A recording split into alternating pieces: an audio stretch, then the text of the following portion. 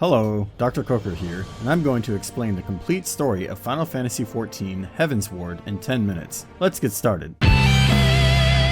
Heavensward begins at Camp Dragonhead, where Lord Haurchefant is able to secure access to Ishgard for you under the patronage of his father, Count Fortemps.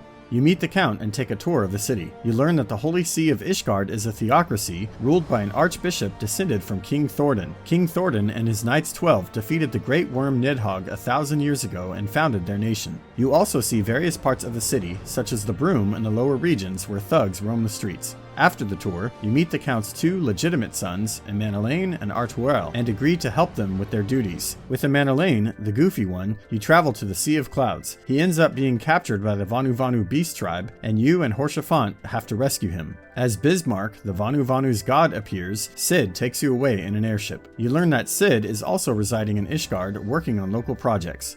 Next, you accompany Artoirel in his duties, and he couldn't be more different, noble and brave with a touch of arrogance. The two of you travel to Falcon's Nest to fight heretics, eventually finding one of their hideouts and meeting Lady Iceheart directly. She tells you that she is only here to restore peace, and she speaks the truth revealed to her by the great worm Hraesvelgr, son of Midgard-Sormir. The miniature Midgard-Sormir accompanying you appears and confirms her story, then she escapes.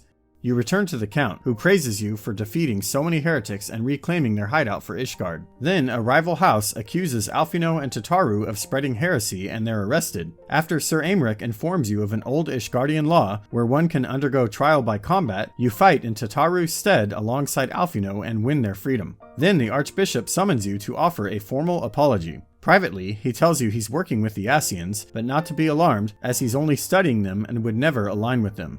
After this, news arrives that Raubahn is about to be executed. With the help of Merlwyb, Ugiri, and Doman allies, you track him down and rescue him from Halatali. Inside the prison, you encounter Ilberd, and he says he will stop at nothing to see Alamigo free again, and then he flees. Then a messenger from Urianger summons you to the Waking Sands. At the Waking Sands, you speak with Urianger and a syndicate member named Dulala, who wishes to restore order to Ul'dah. Dulala says the Sultana is still alive because Lolorito interfered in the assassination attempt, swapping her poison for a sleeping potion, thus manipulating Raubahn into murdering Teleji Adeleji. The meeting is interrupted as Count Fortemps rings the link pearl and says the dragons are preparing another assault on Ishgard. You return to Ishgard to discuss, and Alphinaud gets a wild idea to join forces with Lady Iceheart and attempt a parley with the dragons. Estinien, the Azure Dragoon, offers to join the effort, agreeing to slay the Great Worm only as a backup plan. After some running around, you track down Lady Iceheart and she agrees to help. She reveals that her real name is Ysayle, then tells you the truth revealed to her.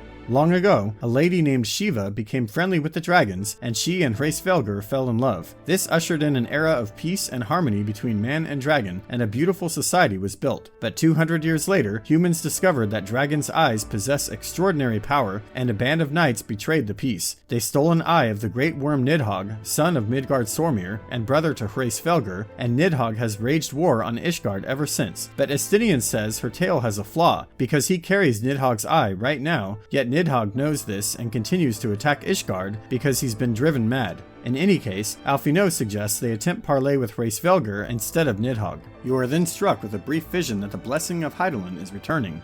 You leave together, traveling through the Dravanian Forelands as Estinien and Ysayle constantly bicker. You come across Vidofnir, Hraesvelgr's daughter, who refuses to let you cross Som Al to reach the Great Worm. She says she's on guard because the Nath beastmen have summoned their god. You track down the primal Ravana and slay him, so Vidofnir allows you to cross Som Al and enter the Churning Mists. At the Churning Mists, Moogles give you a horn that can be used to call Hraesvelgr. You journey to the summit and call for Hraesvelgr. Ysayle claims to be Shiva reborn, but this infuriates the worm, and he says this is only in her imagination. He then tells more history, saying that the ancient band of knights murdered his sister Ratatoskr and ate her eyes. Then Nidhogg fought defensively and they stole his eye. Since parley is failing, you leave and head for Nidhogg's lair, the Aery. Unfortunately, you find it surrounded by powerful winds, so you decide to ask Cid for help. But as you're explaining the situation to Cid, urgent news arrives from Thanalan, so you rush off to the Waking Sands. At the Waking Sands, you learn that the Sultana is being kept at the palace, and the Domans have tracked down the maid who delivered the poison. You confront her, but Lolorito steps in and offers Raubahn a potion that will wake the Sultana. Raubahn returns to Ul'dah, wakes the Sultana, and joyfully begins to restore restore order to the city. After returning to Ishgard, you find that Cid has a vessel ready for you, so you and Estinien approach the Aery and confront Nidhogg. You defeat him and take his remaining eye, then you have a vision of the past. In this vision, you see that 1,000 years ago, the Azure Dragoon Haldrath took both of Nidhogg's eyes, then abandoned his fellow knights.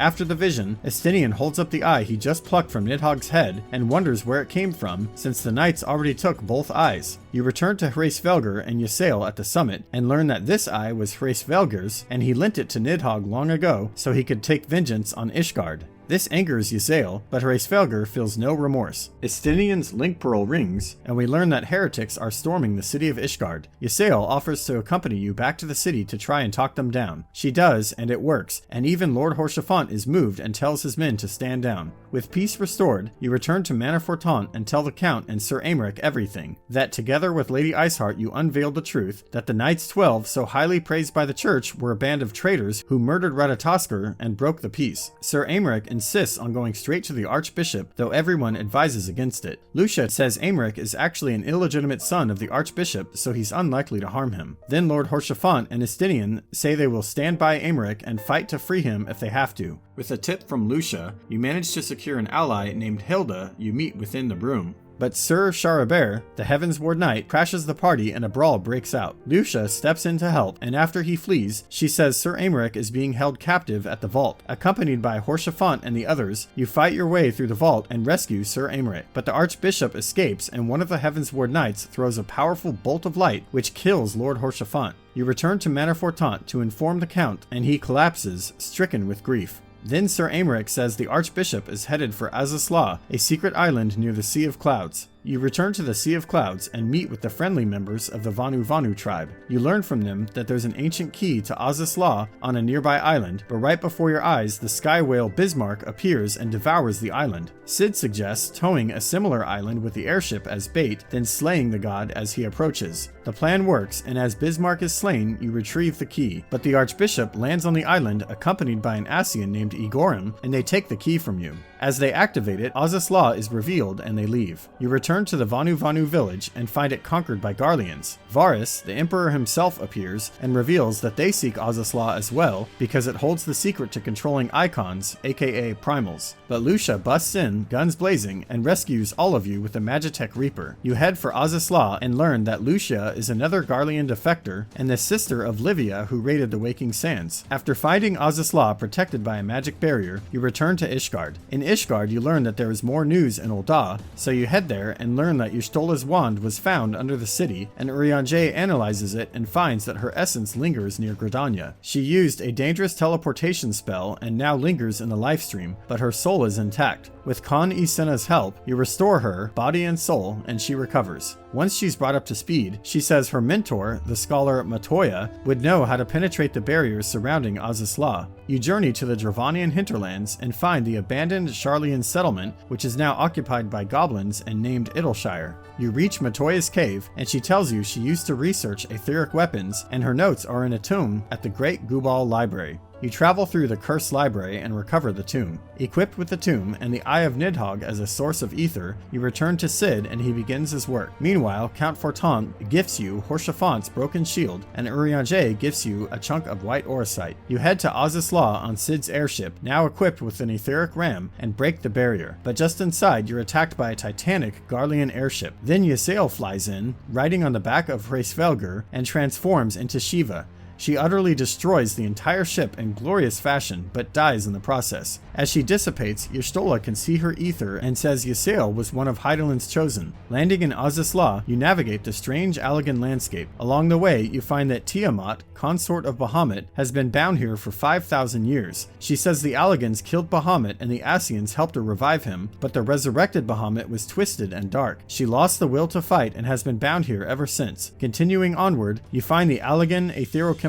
Research Facility. You defeat 2 Ascians, Lahabrea and Igorim, permanently killing Igorim using the white orosite and a blast of ether from Nidhogg's eye. Then the Archbishop arrives with the ancient coffin of Haldrath and reveals that it holds Nidhogg's other eye. He transforms into a primal, King Thordan, and his Heavensward Knights are tempered and fight by his side. You defeat all of them, then Estinien takes the eye, now possessing both. But he is overwhelmed and Nidhogg possesses his body and flies off. The miniature Midgard Stormreaper Sormir appears and makes himself large enough for flight, so you fly back to Ishgard on his back. As you arrive, the people are in awe, and Aymeric speaks of a day of peace between man and dragon. But Midgard Sormir warns that Nidhogg is back, then he leaves. Ishgard then formally joins the Eorzean alliance. Meanwhile, Elidibus calls forth a man he calls the Warrior of Darkness.